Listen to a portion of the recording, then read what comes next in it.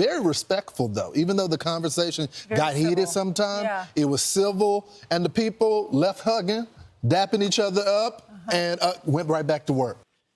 And this is how the conversation should go amongst black when we disagree with each other.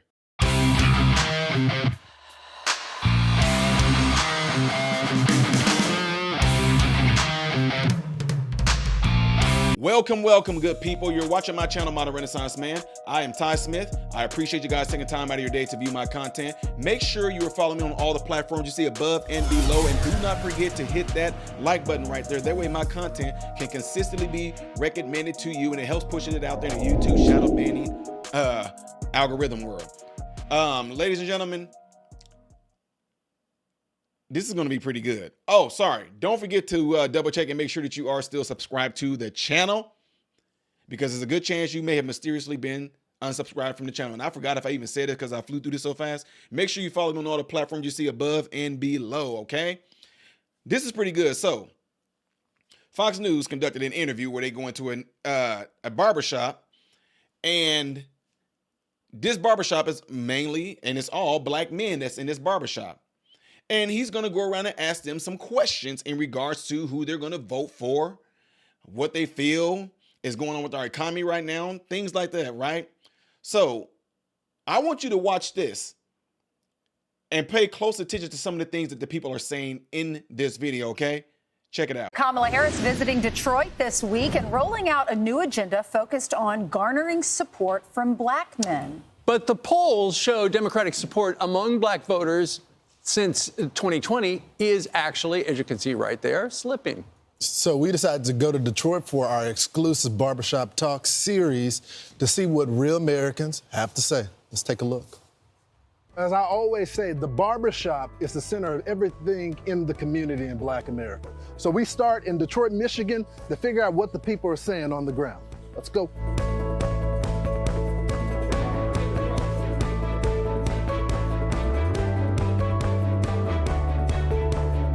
If the election were held today, who would win the election? Kamala Harris. I think it's a coin flip at this time. I really do. I think the country is so divided, you wouldn't have numbers like you have if the country weren't divided between the two candidates. It's pretty much 50-50. I'm still in between myself. Yeah. There's a lot of decisions have to be made. Me being an entrepreneur and a father and a grandfather, I'm looking at what state my children will be in 10 years from now. At the end of the day, I'm Trump because my eyes open. I can see that he was doing a lot better than what we're going through right now. You can't even go to the grocery stores right now without making a life decision on what you want to get. You know, you got to compromise. We don't have to go through that 4 years ago. You know, just being able to just live on a day-to-day basis, it has become a little harder at this point in time. It's really hard to put our economic condition now on any particular administration. In regards to the economy, I do think that Trump have some benefits as far as keeping our jobs right here. Right here in this country, not sending another job overseas. We're already going through enough crisis right here in our country, and I think the working class, we need more job security right here in this country. Who thinks immigration-wise, Kamala Harris is better? I don't have enough information about that question. That's fair. Who thinks Donald Trump would be better for the border? Let's face it, individuals are coming into our country, not just illegal, but they're criminals. The third issue is crime. Who do y'all feel like is the best candidate to handle crime in America? Kamala Harris absolutely would be the best. We have forgotten. The memory is so short right now. Was it not Vice President Harris who supported what? Defund the police?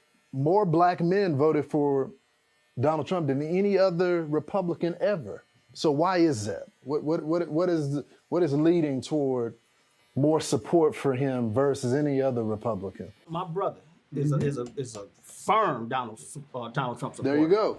And some things that he always says to me is that some of his principles, as far as abortion, as far as same-sex marriage, as far as those things, those are a lot of the sticking points that draw a lot of our black men. Sometimes us as brothers, black brothers, we feel like the other is better than we are. We would, to me, that's that slavery mentality, that master is better, and that we want to.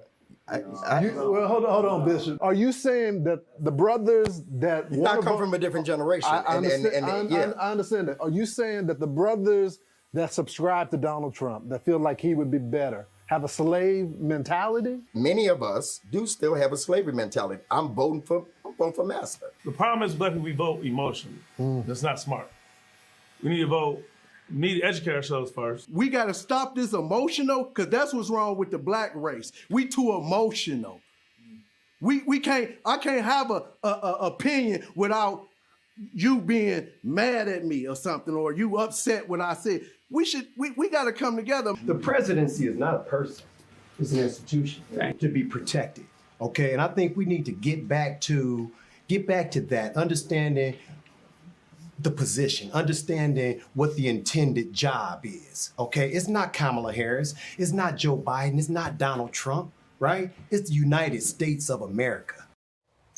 That was great. I want to great. go to that barbershop. It was so much fun. As you can see, the tension got up at points of it, but it's an authentic conversation. And I left with 50% of them are going to vote for Donald Trump and 50% of them are going to be for Kamala Harris. Right. Still some undecided people in there as well, but the one consensus that you continue to hear is about the Trump economy, the Trump economy, the Trump economy. Sure. The other thing you hear, at least for some of the people that are going to vote for Kamala Harris, is that they want to be a part of the history of the first black woman being president. So there's a balance of economics versus history making going on. Yeah, I think what mattered the most to them, it sounds like keeping jobs in America and paying for groceries at the grocery store for prices to go down so they would have more money to feed their families.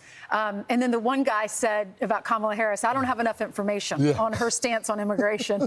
Like, how much time do you have? Because we could inform you. One of the brothers that was in the barbershop is a construction worker. Okay. And he goes, look, I don't want to give Donald Trump credit on this, but he goes, when I was in the construction industry, because of what was happening in the border, when he was cracking down on it, he goes, our wages went up because they weren't allowed to hire. They didn't have the illegals to hire. So he goes, I have to give him some credit on that because it did directly impact my job.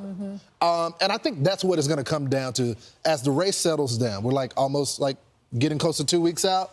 Then people are going to make decisions based on how it will impact their day-to-day lives. Well, and the barbershop itself, I bet business is off from the heyday just because people don't have enough money to go and get a haircut, a shave, and they do a shoe shine there too, right? That's 100% right. It's a traditional barbershop. Very respectful, though. Even though the conversation got heated sometimes, it was civil, and the people left hugging, dapping each other up, and went right back to work. Okay. So you did this first time in Chicago. Detroit. Then we're going to air Atlanta, and then we're going to have a big one in the Bronx here in New York as well. Okay. Fantastic. Good job. A lot of fun. Now, a couple things to take from this. Number one, that stood out, what I said at the beginning of this video. The fact that they all left, still cool, still hugging, still respectful. But a lot of times, the minute any black person does not vote the way that a lot of people amongst the black community are expected to vote, all hell break loose. You a coon, you a house Negro, you a Porsche Negro. Like, look what the man said in here. He thinks that anybody that was voting for Trump is pretty much saying, I'm backing up Massa. How? Like, that's what I'm saying. I'd be like, sir, I get it. I don't know how long this conversation went on, but I would have asked this man, you're going to have to break that down to me and explain to me how you feel that any black people that are voting for President Trump, you're saying that's black people's way of protecting Massa. How? I would love to have that conversation with him so I can completely dismantle his slave plantation mentality way of thinking, although he's trying to make it seem like those who are voting for Trump are on a slave plantation. No, mentally, you are on you're still on the mental plantation when it comes to that, because you're still thinking that it's this system out there that's going to keep black people from advancing and doing anything while you sit in a black barbershop. Beard looking good, wasn't it? I mean, them guys in there looking fresh. So Donald Trump bringing more businesses, more opportunities, bringing more resources for blacks to be able to skyrocket. He did that in his first term, by the way, in case y'all didn't know that. Had black unemployment at the lowest rate it's been, had more people off of welfare than it has been in over 60 years. So that to me sounds like black people have advanced, right? And you would take something like that and say that's his way of calling them and them taking up for massa? No, to me, that's pretty much saying that Donald Trump is pushing more black people to become independent, entrepreneurs, self-sufficient.